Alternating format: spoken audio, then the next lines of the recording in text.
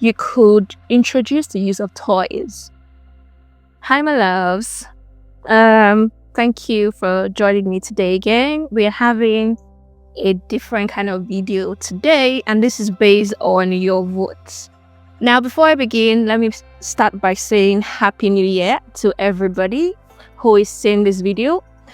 Happy New Year. I wish you all the good things in life, everything you wish for yourself. I pray that this year is a wonderful year for you. Now, if you're coming across my video for the first time and you are not subscribed, hit that subscribe button, join my family, like my videos, drop a comment. That way you help me push my videos out and the algorithm picks it up. For those who stuck with me all through 2024, thank you. You guys are my OGs. Thank you very much, and I appreciate you. There was a conversation I was having with a friend a couple of days ago, and I thought I should have that conversation with you guys and tell me what you think in the comment section, because it's something that I hear a lot of debate about, and I don't know why there is a debate about it. But I guess everybody has their own opinion with regards to certain topics. Now, let's get right into the video. The topic of the conversation was something about if the size of your PP and if that matters compared to how effective you are with your partner. That was the conversation. So some people were saying, oh, it's all about the size, it's all in the size, it's all in whatever.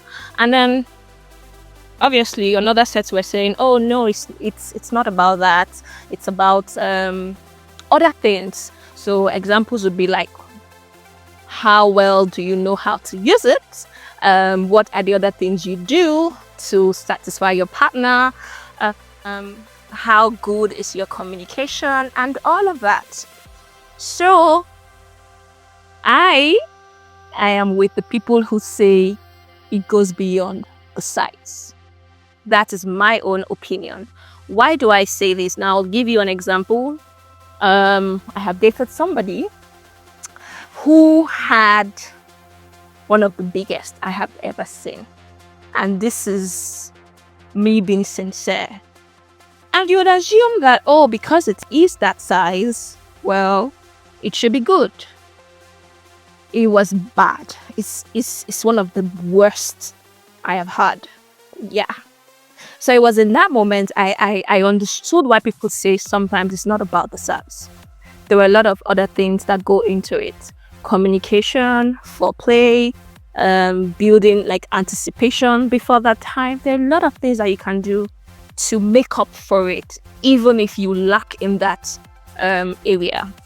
And that is where I am coming from. It goes beyond the size. It goes beyond the size. I mean, if the size is good, don't get me wrong, if the size is good and the person who has it knows how to use it, that's even better.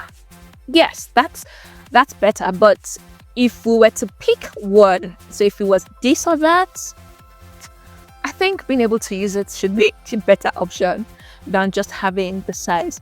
Because when people say, oh, when it's big, it's good. There are sometimes that when it's big and it's not comfortable, the person who you're using it with doesn't find it comfortable. It's not pleasurable. It's not enjoyable. And then being big or the size at that point doesn't really add up if the person who you are with is not enjoying it. But if you can do other things, so other things you could be foreplay. A lot of men, that's another conversation for a different day. A lot of men are always in a hurry. You're always in a rush. You skip levels and then you just want to get right in. I mean, I can understand being excited and you're just in a hurry. I just want to get in there. But calm down. Sometimes women enjoy the slow build up. Like, let's take it gradually and get into it, not bam. Because when you go bam and then you're done, then what?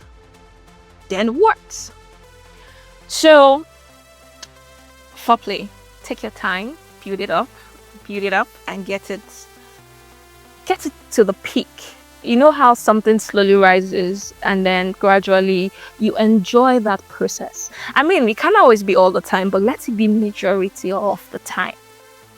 That's one. Then communication. There are some people who, even before you do anything with them, in your head, you guys have done everything. Because you talk a lot, you talk about it, you have conversations prior to it. You talk about what you like, what you don't like, what you enjoy. Because at the end of the day, a lot of the things that we experience goes on in our brain, in our head. So it's almost like you are stimulating the brain. It's like you are effing the brain even before you start with the body. And that, for some people, that is what they enjoy. Another thing I'll talk about is there are other things you can do in the bedroom that would give you an edge over somebody who all they're bringing is just the size. There are other things you can do in the bedroom. Now, if you do not already do this, you have to learn them. You have to learn. So there are other things you could do. You could use your fingers. You could use your tongue. You could introduce the use of toys. I hear people who say that they feel like they're competing with toys. And it's very confusing because why? Why? You are not in the same league. It's a toy. It's supposed to help you. It is supposed to enhance the experience. It's supposed to make your life as the man easier. Makes things better for the women, which it's like working smart. That is how you should see it. It's like working smart because you don't have to put in so much work and you get double the result, or maybe equivalent to what you would have gotten, but at a faster pace. So when I hear people say, oh, they don't want their partner to use toys because they feel like they become addicted, you are not thinking smart. That is what I would tell you. You are not thinking smart. So if you haven't started introducing toys, you should. I've had some of my friends share their experiences with their partners using toys for the first time. I know I have very weird friends who talk about shit to me. And now these people are married. Who will tell you that, oh, they use toys with their partner for the first time and the person was wowed. So if you haven't already, you want to try that. Then even if you are, there are always new things that you can reintroduce. There are new toys. There are other new things you can, because all of these are things you need to do to keep spice it up, to keep it spicy. You don't want that spice to go down. You don't want that to happen. So all of these are things you can do to spice up your relationship. In fact, spice up yourself. You spice up yourself and make yourself like a catch. It goes beyond just, oh, it's big enough, that should be enough. No, it's never enough. It is never enough. How good can you use it? What can you do with what you have? Now, to the men who always feel insecure about what they have, my darlings, you can up your game. You can do better. You can be better.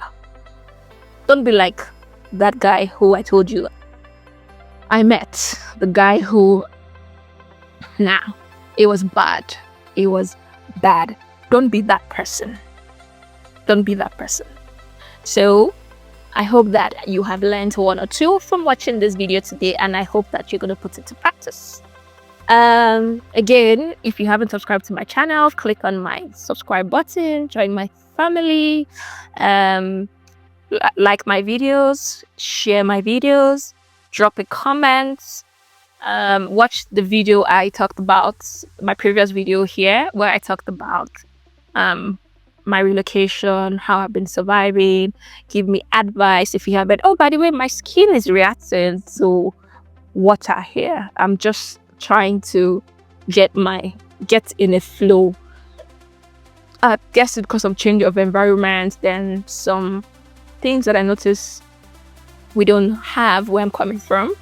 I guess all of that together is what is affecting me. So I'm trying to get myself in a good place. If you have any advice for me with regards to that, please leave it in the comment section.